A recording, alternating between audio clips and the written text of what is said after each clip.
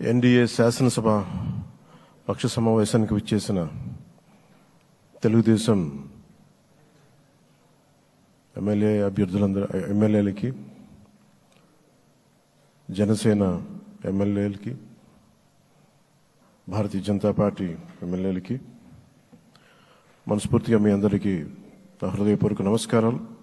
మీ అందరికీ నా హృదయపూర్వక స్వాగతం తెలియజేసుకుంటున్నాను. వేదిక పైన తెలుగుదేశం రాష్ట్ర అధ్యక్షులు, మన తెలుగుదేశం పార్టీ రాష్ట్ర అధ్యక్షులు శ్రీ అచ్చెన్నాయుడు గారికి,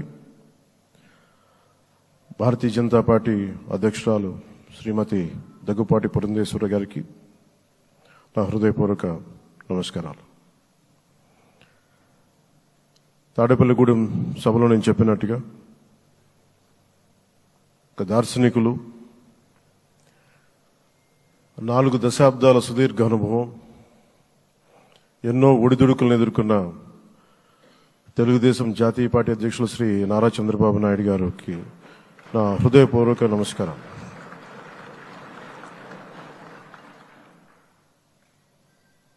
గత దశాబ్ద కాలంలో రాష్ట్ర విభజన జరిగినప్పటి నుంచి ఆంధ్ర రాష్ట్ర ప్రజలు నలిగిపోతున్నారు. గత 5 సంవత్సరాలుగా మరి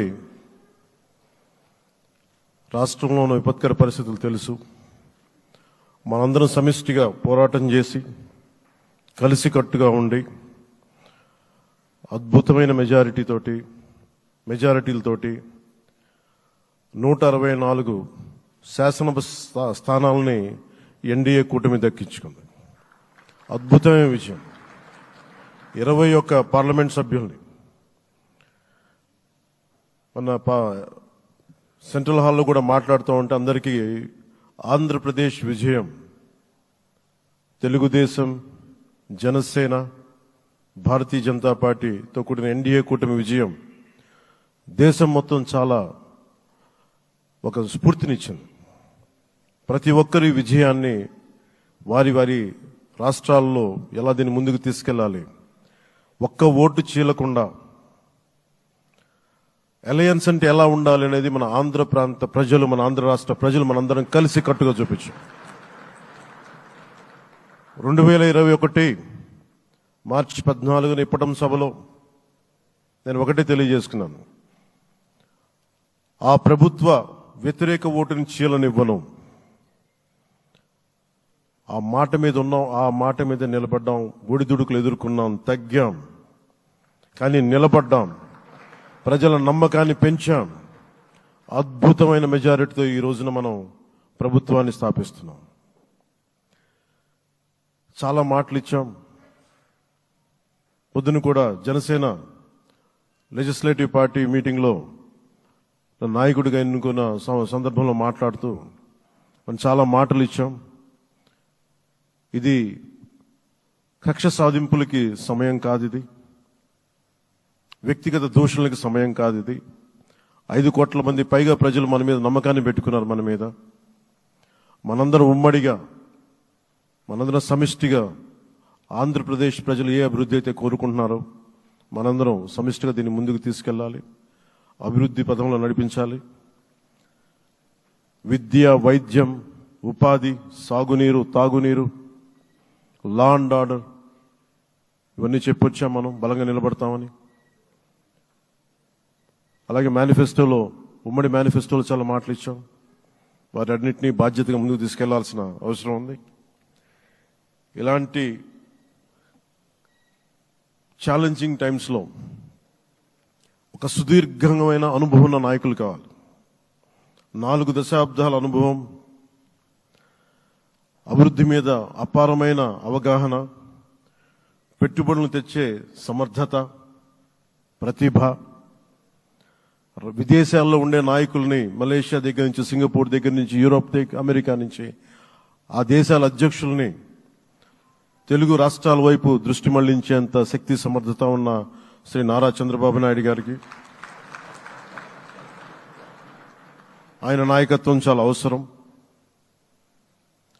ఆయన అనుభవం చాలా అవసరం. అలాంటి అపారమైన అనుభవం ఉన్న వ్యక్తిని, అనుభవం ఒకటే కాదు, ధైర్యశాలి. ఈ రోజుకి నాకు ఒకటే గుర్తుంటుంది.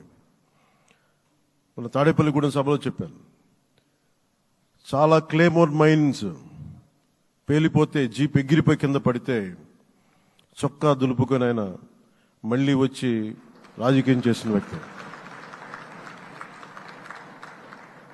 ఈ రోజున సైబరాబాద్ ఉంది అంటే అది శ్రీ చంద్రబాబు నాయుడు గారి దార్శనికత. అలాంటి వ్యక్తి, ఆయన అనుభవం ఈ రోజున 2024 ఆంధ్రప్రదేశ్కి ఎన్డీఏ కూటమి తరపు నుంచి ముఖ్యమంత్రి అభ్యర్థిగా శ్రీ నారా చంద్రబాబు నాయుడు గారి పేరుని జనసేన పార్టీ పక్షాన నుంచి మేము బలపరుస్తున్నాం.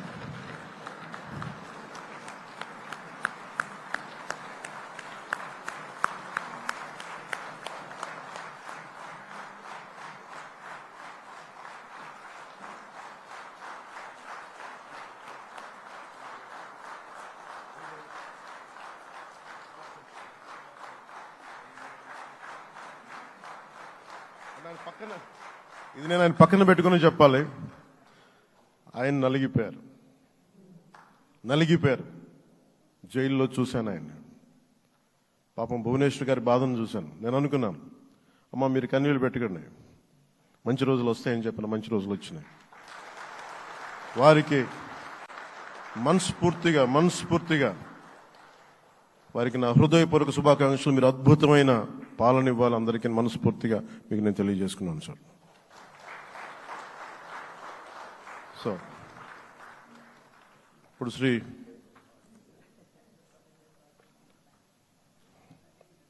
భారతీయ జనతా పార్టీ